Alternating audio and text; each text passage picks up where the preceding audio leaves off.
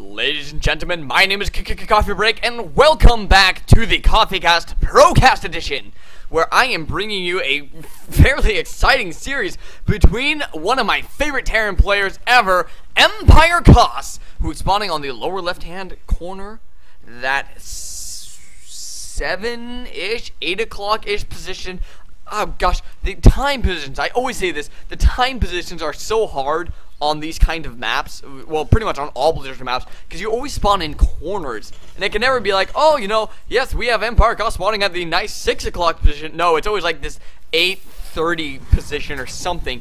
Anyways, MarineKing spawning on that 8 o'clock position, who just tied the series 1-1 versus his opponent in MarineKing, who is spawning as the blue Protoss player on the top left side. Here on a Tal'Darim altar, he is going to be in that 11 o'clock position.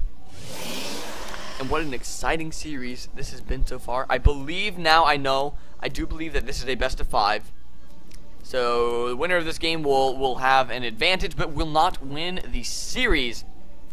We've seen a couple of different build orders now out of MarineKing. In the first game, he got Engineering Bay blocked at his natural expansion and was forced to go for a 4-gate pressure, which actually ended up winning him the game. But in game number 2, MarineKing, not too happy about that, decided not to Engineering Bay block his opponent. Both players went for an expansion before any unit position building. So we had the 15 Nexus and we had the CC first, and MarineKing ended up taking that game after a failed Dark Templar harassment coming out of MarineKing, because MarineKing had a missile turret actually set up to defend against observers flying around in his base, I believe, as he had not yet scouted that Dark Shrine, or he just kind of knew something finicky was up. Because a lot of these times I've found that these pro players just kind of know. It's really, really impressive. So both players having a game in this series so far. Will be interesting to see what they decide to pull out. And already MarineKing pulling something completely different out of his sleeve. Going for this 1-Rax factory build. No second gas, however, so I don't believe that we're going to be seeing a 1-1-1, as a 1-1-1 without a second gas would just kind of be a crappy 1-1-1. I don't know. Might be seeing Hellions for an early game push. I know I have seen in the past a Marauder Hellion all in. Oh, picking off that probe. MarineKing is going to be completely in the dark about this. For all MarineKing knows, there could be a command center in base. Now, that is not very likely, as a lot of times the command center is put on the outside. But that's something you never want to just guess at. And it does look like we're going to be seeing Hellions in this early game. Now, the question is there going to be a tech lab on this barracks for the Marauders to do a little bit of pressure? That's going to be kind of a key component there.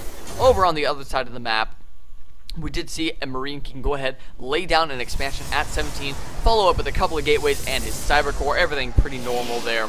And it's going to be going into what looks to be a fairly standard build. We've seen a different build out of MarineKing every game, and that shows actually how good of a player he is. I'm going to be honest, I was saying the first game, I actually don't really know who this MarineKing guy is. This is obviously not MKP, because MKP, a very powerful Korean player, and costs on the European server. He's a very good, very good European player. And he's one of those guys that I really wish would go to like MLGs and NASLs, because I love watching his play. And I think he maybe, if he wouldn't take first, I mean, he could definitely get into the championship bracket coming through the open bracket.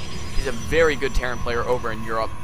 But he does like to stay. I like how I'm talking about MarineKing looking at MarineKing space. Not to confuse you guys, but he does tend to stay in Europe and win a few tournaments over there. He doesn't win all of them. He's no, well, not many people are Stefanos or anything. But I have seen him take games off Stefanos. I believe that he has won a tournament over Stefano.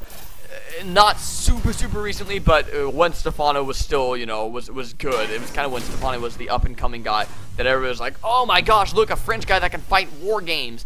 So, costs pretty darn good. Going to go up to 3-Rax factory.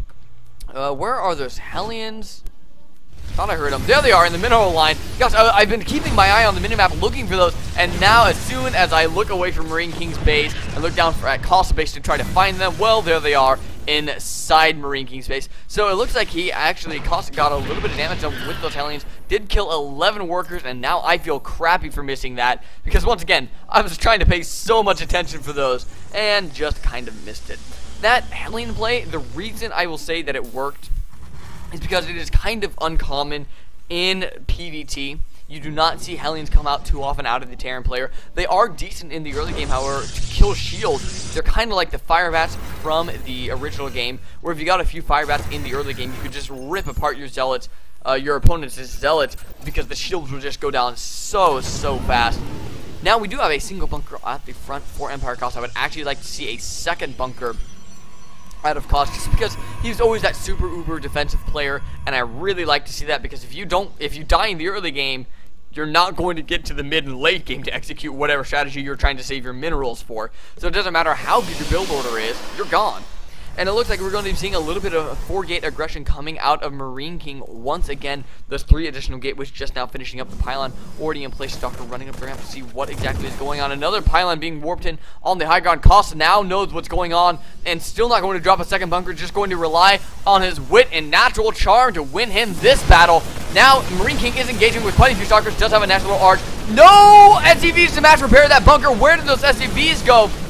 And so now, there's a few of them right there now going to be repairing that bunker, but it was a little bit too little, too late, and that bunker does already fall. Quite a few stalkers still remain, not many getting picked off in that previous engagement. However, this is a very scary force for Empire Cost. Has a lot of Marines, has a lot of Marauders stimming up, running up on top of that army. Not really enough energy to do any force shields, as there were Guardian shields going down earlier on, and going to be doing so much damage to MarineKing, who just GG's out of the game. My goodness, Cost just mustered up a huge army very quickly and was able to force MarineKing to just die. And at this point, if you're wondering why MarineKing GG'd, if we look back at his base, 33 to 33 harvesters, pardon me, 33 to 33, so there wasn't really any economic lead. He'd lost quite a few workers earlier on, and he just lost pretty much his entire standing army. I mean, all these were going to die without doing pretty much any damage to the army of Empire Cost. Oh, excuse me. Man, I drank a monster, and now I'm just gassy all over the place. So, Empire Cost is pretty much just going to march across the map and take what he wanted when he wanted it. Ladies and gentlemen, my name is Coffee Break, and thank you for joining me here on the Coffee Cast. I believe there is at least one more game, if not 2 more games, left in the series. I think it's a best of 5.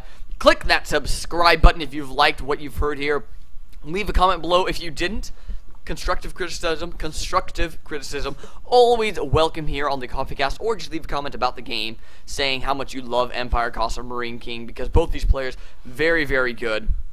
I am going to go on to the next game. And until then, this is Coffee Break, signing out.